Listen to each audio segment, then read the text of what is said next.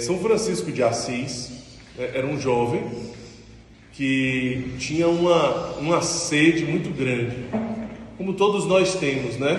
Mas alguns teólogos, eles dizem que São Francisco ele tinha uma sensibilidade, uma hipersensibilidade tão forte, que se ele não canalizasse com toda a radicalidade que ele canalizou tudo aquilo, né, naquela oferta de vida a Deus, ele ia ser um problema sério na humanidade, um problema sério. Então Francisco ele tinha uma sede absurda, ele tentava saciar essa sede, ele tentava canalizar ali no prazer, nas mulheres, nas orgias que ele fazia, nas festas que ele fazia, e ele tinha muitas mulheres ali à disposição, né? Muitas mulheres de Assis queriam Francisco, mas aquilo ele percebia que não preenchia ele, que ele continuava buscando, Tem várias e várias mulheres, e todas aquelas orgias que ele fazia, e todos aqueles banquetes que ele fazia, e todo aquele prazer que ele tinha, não preenchia o vazio dele.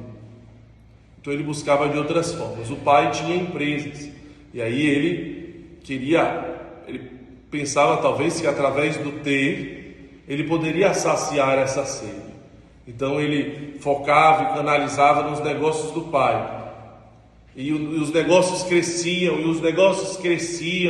né? E ele tinha mais, mas mesmo assim, aquilo também não saciava o vazio de Francisco.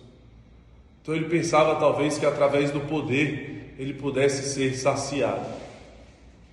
Então ele tentou, se ele tinha um sonho de ser um cavaleiro, e ele vai para a guerra, mas aquilo também não sacia Francisco. E um dia na prisão, ele foi preso, ele foi capturado nessa guerra, ele se tornou um refém, muitos foram assassinados na frente dele, mas lá dentro do presídio ele inclusive pegou tuberculose ali, e nunca mais ele teve uma saúde, nunca mais ele foi uma pessoa saudável, tanto que muitos acreditam que a morte dele, vem dessa doença. Lá no presídio ele começa a ler o Evangelho, e lá ele começa a fazer uma experiência, ele começa a descobrir algo que parecia começar, Fábio, a preencher os seus vazios, as suas buscas, no presídio. É no presídio que ele começa a experiência. Mas a conversão, o momento que nos escritos dele ele coloca como o momento ápice da sua conversão, foi quando ele descobriu no Evangelho, em Mateus 25, que o pobre é Jesus. Foi a mim que o fizestes, foi a mim que o deixaste de fazer, você conhece muito bem. Mas Francisco conheceu ali, lendo o Evangelho aquele dia, Senhor. E aí ele começou a lembrar dos leprosos, que ele tinha repugnância, que ele tinha nojo, que ele tinha pavor, que ele gritava, que ele jogava para longe, que ele expulsava, que ele tinha nojo, que ele tinha repúdio. E aí, lendo o Evangelho, ele entendeu que ali era Cristo. Então ele começou a se preparar para encontrar Cristo. Então um dia ele viu um leproso à distância, onde sempre ele teve medo de se aproximar. Primeiro, medo de ser contagiado pela lepra. Depois, o cheiro, o fedor da carne podre, porque a lepra, a carne ela vai entrando em putrefação, em decomposição, A carne vai apodrecendo, na face, no corpo inteiro. Então aquele cheiro de carne podre, de uma carne que está apodrecendo, você sentia esse fedor de longe. Mas Francisco, nos escritos dele, ele diz que o desejo dele de encontrar Cristo e aquele amor que nascia no coração dele, aquele apaixonamento que gerava dentro dele, fez com que, ao invés daquele fedor, ele sentisse um cheiro de favos de mel. Como se o amor que nascia dentro dele por Deus o amor que nascia dentro dele por Cristo, modificasse até mesmo o olfato, até mesmo os sentidos. Porque ele relata que, de fato, ele nunca sentiu um perfume tão maravilhoso na vida dele. É claro que o que saía daquele homem era uma carne podre. Era o fedor de uma carne podre. De uma carne em decomposição. Mas o amor que ele tinha a Deus era tão grande que fazia com que ele sentisse um odor, um perfume de favos de mel, que ele nunca tinha sentido na vida, algo tão maravilhoso, um perfume tão maravilhoso. Ele sabia que era Cristo. Quem já assistiu o filme vê que o leproso, ele quer afastar Francisco, pensa que Francisco vai bater nele, mas Francisco segura o leproso, olha nos seus olhos e beija a face decomposta daquele homem. É como se beijasse na lepra, tocasse os seus lábios nas feridas daquele homem leproso, tocasse os seus lábios na lepra e beijasse, mas não um beijo apaixonado, de quem sabia que estava beijando a Cristo. Aquele leproso, ele não entendia. O que é isso? O que é isso que ele está fazendo? Ele vai me bater? O que é isso? Como às vezes, irmãos que estão numa situação de tanto abandono, de tanta humilhação, de tanto desprezo, quando às vezes jovens entram ali, naquele oitão, ou em tantos outros lugares, e também abraçam, e também beijam, né? Muitos irmãos também não entendem o que está acontecendo. O que é isso? Quem são esses? De onde vieram? Que experiência é essa? Mas a experiência de Francisco, ele diz nos escritos dele, que foi a experiência mais forte da vida dele, que foi o ponto mais alto da conversão. Ele diz: o que era isso? O que era isso que eu não consigo descrever? Que experiência é essa que eu não consigo descrever? A mesma coisa o leproso também, mas que experiência é essa de me deixar ser amado assim? É o que nós na Obra Lumen chamamos de o encontro do ressuscitado com o abandonado. É o que nós na Obra Lumen chamamos de a grande explosão de alegria quando esse encontro acontece.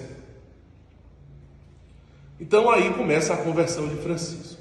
Ele volta para casa, começa a doar os bens dos pais. O pai não fica feliz. O pai não fica nada feliz. Convoca uma reunião, uma audiência com o bispo e diz que Francisco está ficando maluco e que não vai aceitar. Então Francisco se despoja na praça, em Assis. Fica nu diante do bispo, dos padres, diante de uma assembleia. Todo mundo ri, o bispo cobre Francisco. A igreja acolhe Francisco àquela hora e ele diz: o meu pai agora, a partir de agora, é Deus. E ele se lança numa grande novidade, porque até então um homem deixar tudo ali para morar com os pobres, isso não tinha acontecido. Da forma que Deus inspira Francisco e da forma como que ele corresponde, aquilo não tinha acontecido ainda. Hoje, muitos vivem, inclusive, justamente inspirados na vida de Francisco. Mas naquele momento não. Ele iniciava algo novo no mundo. 1200 anos depois de Cristo, há 800 anos atrás, ele iniciava algo novo, que ele não entendia, mas que o Espírito Santo o inspirava, que o Espírito Santo o conduzia.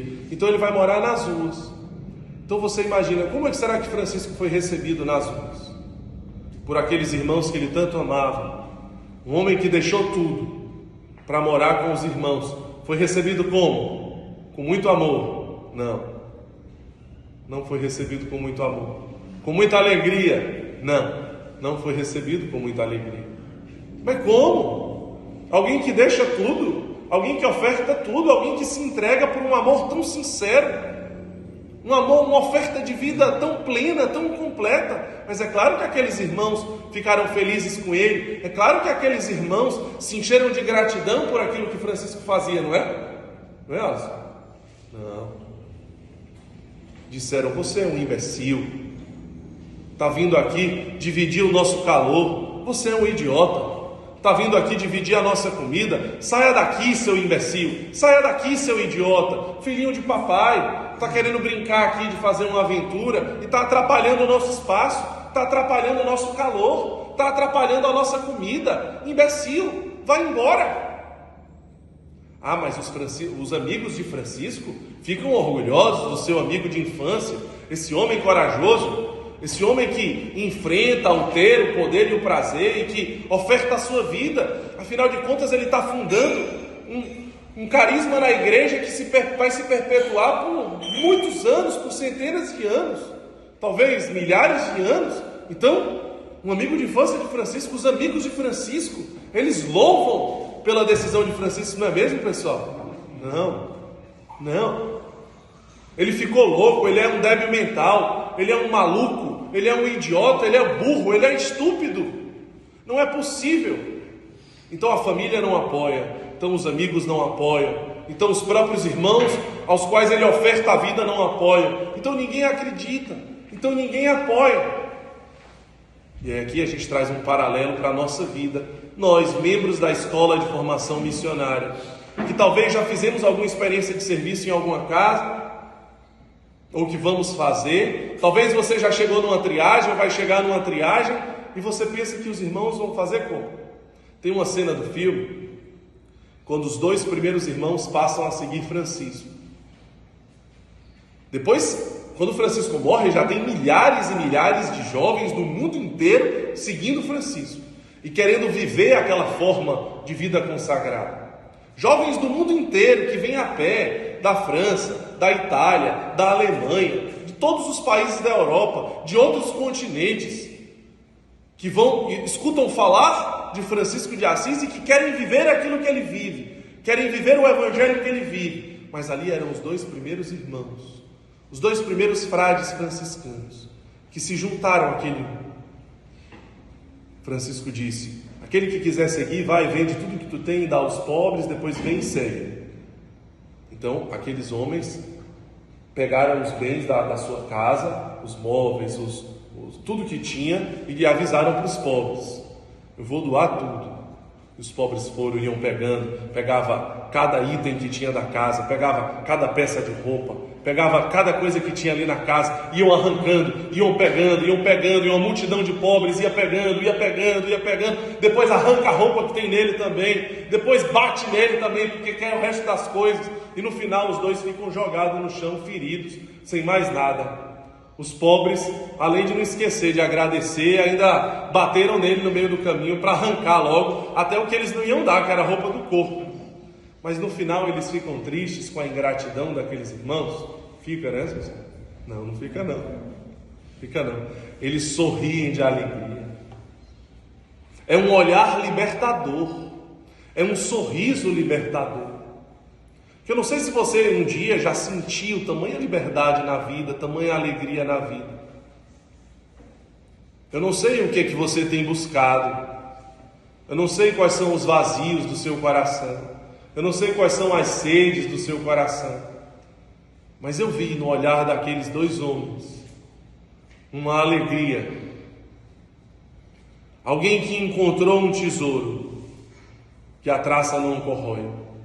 Muitas coisas passam na nossa vida. Empregos passam, bens passam, a casa passa, pessoas passam, muitas coisas passam. Mas o que aqueles homens encontraram não passa. Ninguém pode roubar, ninguém pode tomar. Não fica pelo caminho. É um tesouro incalculável. Então a partir dali começa a fraternidade, onde a alegria e a fraternidade são 2 elementos fortíssimos do franciscanismo. São 2 pontos que estão muito fortes também na nossa vocação, na vocação Lumen. O Lumen ele não é exatamente igual ao franciscanismo. O carisma não é o mesmo, o ideal não é o mesmo, mas a vocação Lumen ela foi inspirada no franciscanismo. Lá no ano 2000, quando a gente, dentro de um grupo de jovens, dentro da obra Lumen, porque o Lumen já existia como grupo de jovens, a gente começou a ler sobre Francisco de Assis. A gente começou a assistir Francisco de Assis. E o que a gente começava a viver ali com os pobres na rua e nas favelas, era também uma alegria e uma fraternidade imensurável. Nós queríamos estar juntos o tempo inteiro. Eu lembro que dormia um na casa do outro, e a gente passava a madrugada rezando, e depois a gente saía para a rua na madrugada mesmo, e voltava na madrugada para continuar rezando, e depois no outro dia também junto, também em missão, e pegava ônibus, e a gente ia evangelizar. Dentro do ônibus a gente continuava evangelizando. A gente pegava o violão dentro do ônibus e continuava evangelizando. Chegava num lugar, continuava a nossa fraternidade, as nossas brincadeiras também, né? A gente não parava de rir um do outro. Com 15 anos de idade, a gente também tinha descoberto um tesouro. A gente também tinha descoberto algo que não passava. A gente também tinha descoberto algo que a gente queria viver o resto das nossas vidas. Mesmo com 15 anos, a gente já tinha passado por muitas coisas, cada um de nós. Cachaça, festa, prazer, mulher, isso, aquilo, busca de poder, assim, aquilo, outro, vícios disso, daquilo. Eu, por exemplo, sempre fui muito intenso. Quando era futebol. Aí minha mãe chamava, aí o colégio chamava minha mãe e dizia, tudo dele é futebol, a prova ele escreve futebol, ele chega antes da aula, no meio da aula ele joga, no intervalo da aula ele joga, no final da aula ele joga. E eu tentava através daquilo. Teve uma época que eu era goleiro, joguei no Sumov, e aí eu ficava, e aquela coisa, mas não, também não. Teve a época do Taekwondo. Quantas coisas passam, né? E a gente tenta com intensidade canalizar e tentar descobrir algo que sacie, algo que preenche. Mas ali a gente descobriu, isso aqui não vai passar. Isso é diferente de tudo. Isso é completamente diferente de tudo, de qualquer prazer, de qualquer de qualquer outro tipo de alegria, de qualquer outro tipo de conquista, de qualquer outro tipo de realização. Isso aqui é diferente. Isso aqui é isso que nós queremos. E aí aquela fraternidade, aquela alegria ia nos invadindo. Uma liberdade entre nós, de partilhar tudo, de ficar horas partilhando, servir juntos. O primeiro retiro, a gente fez um primeiro retiro para jovens de fora do Lumen, depois o segundo, o terceiro. Eram retiros que, quando o Lumen tinha, 300 pessoas, esse retiro iam mais de 500 pessoas. Isso há quase 20 anos atrás, sabe? Eram muitas loucuras que aconteciam, né? E esse franciscanismo, ele nos inspirava, ele nos permeava, ele nos motivava, ele nos inflamava. Essa experiência de Francisco. Claro, sem copiar, era de outra forma. Era numa outra realidade, numa outra época, num outro contexto. Numa nova forma de vida consagrada. Mostrando para outros jovens que é possível, né? Que é possível você viver a santidade. É ser fermento na massa. É estar ali no meio da massa, é estar ali no meio do povo, é estar ali no meio do jovem, sem ser massa, sem ser mundo, mas sendo fermento na massa. Então a fraternidade vai crescendo. E aí Francisco procura o Papa, o Santo Padre, Papa Inocêncio III, para pedir a bênção, para pedir a autorização dessa forma de vida consagrada. Ele tem dificuldade de chegar até o Papa. Primeiro, alguns religiosos. É isso que eu vou falar, não, vamos dizer assim, não é algo oficial, mas que alguns teólogos contam, né? Que algum religioso teria dito, porque eles tinham viajado a pé de Assis a Roma, né?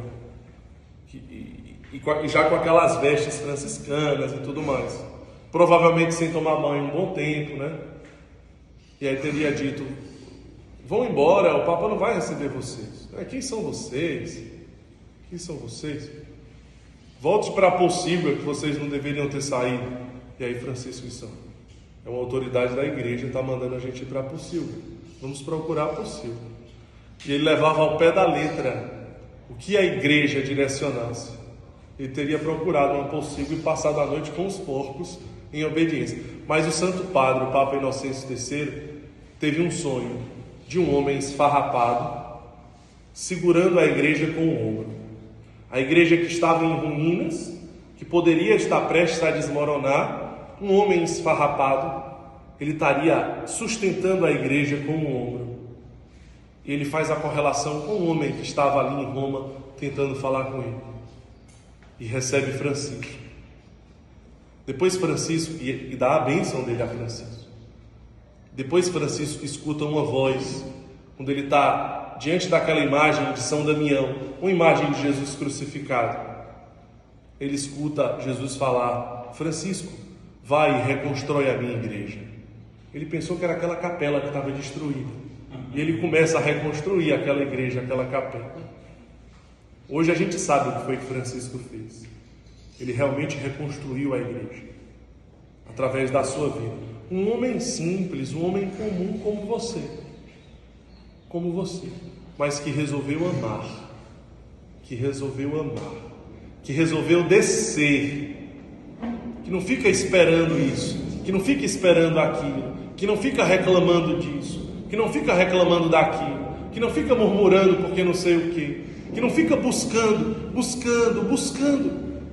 que não fica buscando o comodismo, o bem-estar, a preguiça, que não fica buscando ser servido, mas servir, se ofertar. Ele descobriu a alegria de se ofertar, ele descobriu a alegria de servir. Falando dessa fraternidade, tem uma parte da vida de Francisco muito forte, porque ele dizia que a vida fraterna é sermos como pais e mães uns dos outros. Sermos como pais e mães uns dos outros. Então, e eles viviam da providência, né? E aí numa noite ele escuta um irmão chorando de fome. Ele acorda, quando ele entende que aquele irmão não conseguiu dormir porque ele estava chorando de fome, ele acorda todos os outros irmãos e faz uma festa com pequenas azeitonas que tinha. Aquela alegria e aquela fraternidade foram capazes de saciar a fome daquele irmão, até mesmo a fome física de alimento. Mas aqueles irmãos não estavam preocupados com os alimentos. Aqueles irmãos não estavam preocupados com o que passa. A maior preocupação deles era viver o Evangelho. A maior alegria deles era viver o Evangelho, com radicalidade, com ardor, com tudo que eles pudessem ofertar da vida deles. Não existia outro sentido na vida que não fosse viver o Evangelho. Lembrando assim um pouco mais da vida de Francisco, essa alegria, Francisco falava muito da perfeita alegria. O que é a perfeita alegria, Clodomar? Então ele perguntava: o que vocês acham, irmãos, que é a perfeita alegria? E ele começou a dar vários exemplos. Vocês acham que a perfeita alegria é a gente organizar uma pregação e toda a cidade de Assis vir e ser convertida? Isso ia ser uma grande alegria, não é, irmãos? Mas vocês acham que isso é a perfeita alegria? Não, não é a perfeita. Ele começa a dar vários exemplos. O que você pensa que é a perfeita alegria? O que você pensa que é a perfeita alegria? Várias coisas maravilhosas ele vai dando exemplo. Não dessas coisas que passam. Ele foi dando exemplos de coisas que não passam. De oportunidades de evangelização, de salvar as pessoas. Uma maravilha. Mas ainda assim ele disse: isso não é a perfeita alegria. Vocês querem saber o que é a perfeita alegria? Perfeita alegria, irmãos, é a gente sair para evangelizar, voltar depois de 2 anos. Porque às vezes Francisco ele saía, os irmãos saíam e voltavam depois de alguns anos. É a gente sair para evangelizar, voltar depois de 2 anos. Voltar muito cansado. Depois de caminhar quilômetros e quilômetros e quilômetros de distância, com muita fome, com muito frio, a gente avista a nossa casa. Nosso coração se alegra porque vamos encontrar os nossos irmãos que nós estamos com saudade. Vamos festejar essa volta. Vamos poder partilhar das coisas, mas vamos poder tomar um banho, nos alimentar, né? Não, irmãos, ainda isso não é a perfeita alegria. Porque a gente chega em casa e o porteiro não nos reconhece e nos espanca, porque ele não nos reconhece. Quando ele termina de nos espancar, sim, irmão, isso é a perfeita alegria. Que homem será esse? Isso é a perfeita alegria, porque nada é capaz de roubar a nossa alegria, quando a nossa alegria é perfeita.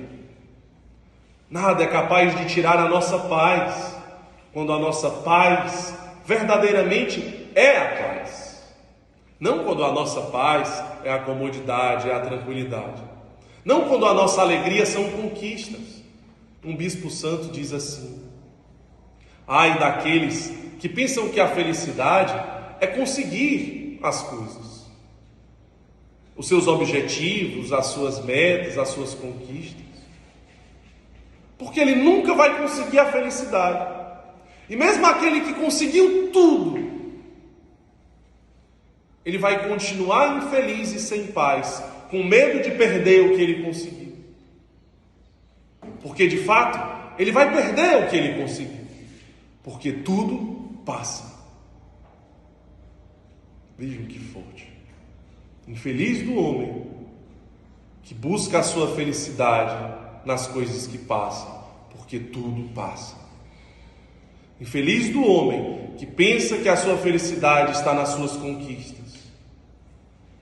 E que por mais que ele tenha conseguido todas as conquistas que ele queria, ele não tem paz e ele não tem felicidade, porque ele tem medo de perdê-las. E de fato, ele vai perdê-las, porque tudo passa. Vejam que forte, meus irmãos. Que forte. Aquele que tiver ouvidos para ouvir, ouça. Aquele que tiver ouvidos para ouvir, ouça. Que privilégio nós temos de conhecer isso. O Evangelho diz, Jesus, numa oração com o Pai, ele fala: Pai, eu te louvo, porque tu escondestes essas coisas dos sábios e dos entendidos e as revelastes aos pequeninos. Muitos sábios, muitos entendidos não conhecem o que nós estamos falando aqui hoje. Não entendem. Somente entende os pequeninos. Eu não sei se você entende. Somente os pequeninos podem entender. Felizes dos pequeninos que entendem. Felizes os pequeninos que entendem. Dizem alguns santos que a cadeira que era de Lúcifer no céu, porque ele era o chefe da corte celeste, ele era o chefe dos anjos, hoje é de Francisco de Assis. Francisco de Assis, aquele homem. Quem era Francisco?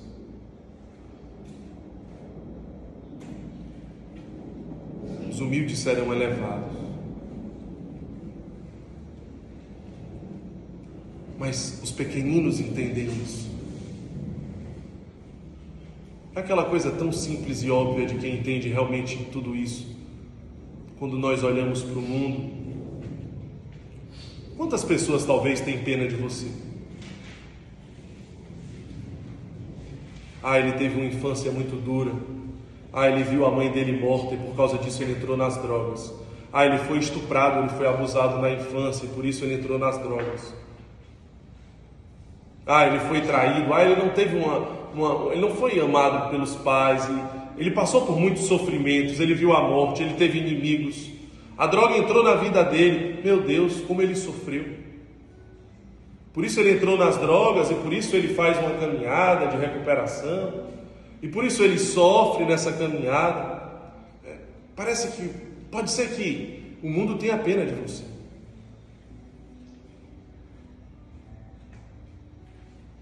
Mas os pequeninos entendem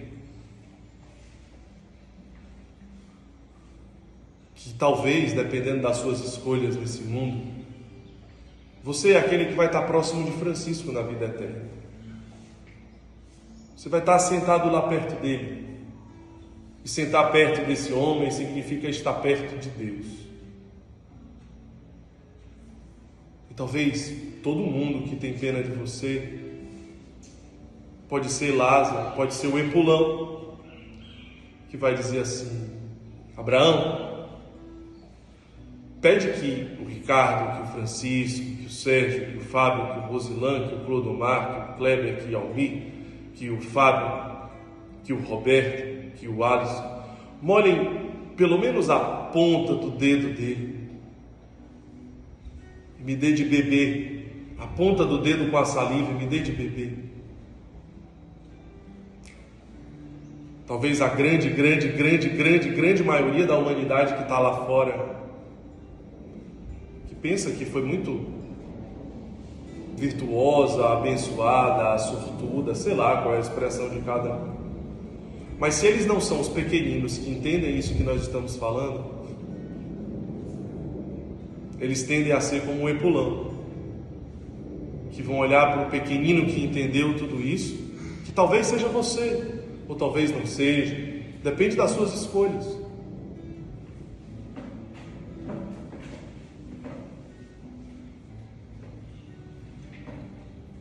Nós preferimos ser quem? O Lázaro ou o Epulão? Mas o Lázaro, ele pode ser soberbo. Aí é que está a questão. O Lázaro, aquele homem que estava jogado ao chão da mesa do Epulão, ele pode ser soberbo. É aí que está o perigo. Mas Deus, ele está dando a chance do Lázaro ser o pequenino que está no céu, que está ao lado do Francisco, do Antônio, do Pio, de João, da Virgem Maria e da Santíssima Trindade. Aonde você quer estar? Francisco escutou tantas vezes que ele era louco, que ele era louco, que ele era louco, que ele ficou louco, que ele ficou louco, que ele ficou louco, que ele sobe num monte chamado Alverne, em Assis, na Itália, e lá em cima do monte ele passa dias rezando e fala: Pai, fala comigo, me diz se eu fiquei louco, me diz se eu fiquei louco, Pai, meu Deus, fala comigo. Fala comigo, Senhor. E Deus responde. Ele recebe os santos estigmas, as mesmas marcas de Jesus na cruz. O resto da vida ele tem que enfaixar aquelas perfurações, os santos estigmas, as santas chagas, exatamente onde os pregos perfuraram o pulso de Cristo na cruz. O que será que Deus quis falar com isso? Não, Francisco, você não ficou louco, meu filho. O mundo ficou louco. Você entendeu. E depois de 1200 anos, você é o homem que mais se assemelhou a mim. E é por isso que eu te dou a minha marca, os meus estigmas, para que tu entendas. E para que o mundo entenda para que eu criei o homem. Para que eu criei o homem.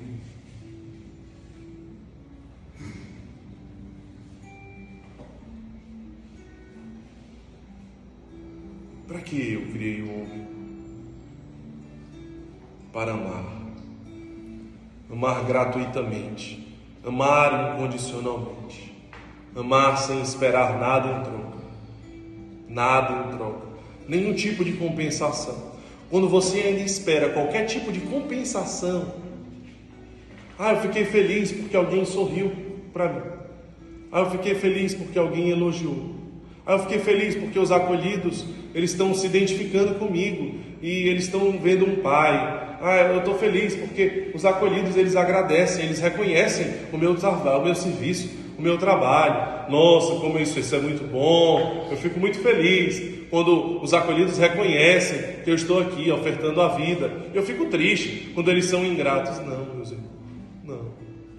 Quando eu espero qualquer compensação dentro de mim, é porque existe um vazio ainda dentro de mim. É porque eu não me deixei ainda ser amado por Deus. Ainda existe carência dentro de mim. Carência. É porque eu ainda não me deixei ainda ser encontrado por esse amor. Francisco só conseguiu amar porque ele se deixou ser amado. Por que você acha que dos 12 apóstolos, o único que estava aos pés da cruz se chama o discípulo amado? Mas por que o discípulo amado, se foi o que mais amou? Os outros 11 fugiram, um se matou, o outro traiu, o outro abandonou, o outro negou, o outro correu, o outro se acovardou, o outro se escondeu. o outro foi embora, e só ficou um homem lá aos pés da cruz. Por quê? E por que é justamente o amado? Mas ele foi o que amou mais? Então Deus amava mais ele do que os outros 11? Não. Ele amava Judas e João do mesmo jeito. A questão é que João se deixou ser amado. Ele se deixou ser amado. Jesus amava João exatamente como o Senhor, seu Clodomar. Agora João se deixou ser amado. Se deixou ser amado.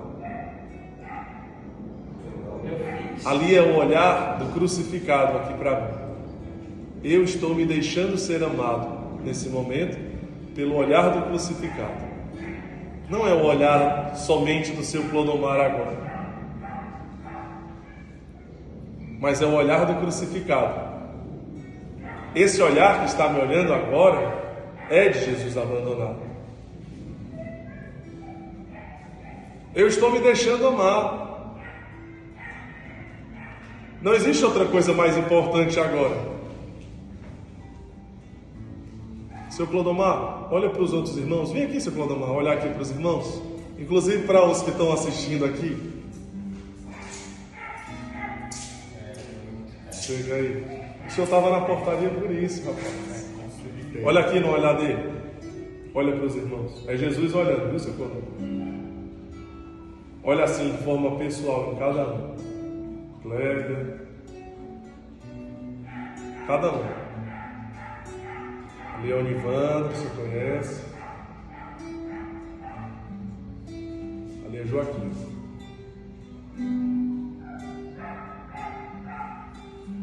Fica aqui, macho.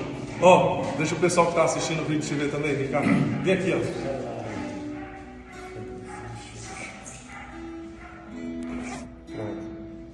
Está olhando para quem está assistindo? Pois olha aí. Se deixar ser amado. O segredo de amar é se deixar ser amado. Não é que a gente veio aqui falar que São Francisco é assim, então você vai ter que ser assim também. Não. A gente veio aqui dizer que Francisco se deixou ser amado. Ele encontrou um amor.